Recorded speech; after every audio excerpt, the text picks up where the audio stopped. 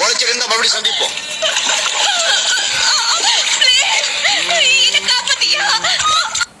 உனக்கு தெரியுமா, உனக்கு ஆண்டவனை நம்பாதவனுக்கு மனசுல நிம்மதி இருக்காது. இன்னைக்கு தான் நம்ம சொந்தமானது. இந்த 24 மணி நேரம் ஆண்டவன் நம்ம கொடுத்த வரப்பிரசாதம். அதை நம்ம வீணாக்க கூடாது. எப்படி இருக்கு இந்த தொழில்?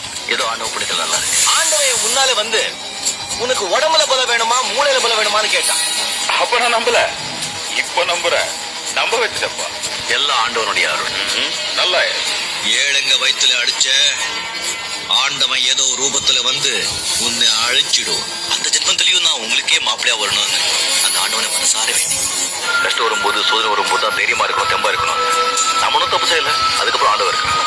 நீங்களும் உங்க குடும்பத்தோட அந்த ஆண்டவருடைய அருள் பெற்று சந்தோஷமா இருங்க. அந்த ஆண்டவனை வேண்டிக்கிங்க, பொழைச்சிருந்தா மறுபடியும் சந்திப்போம்.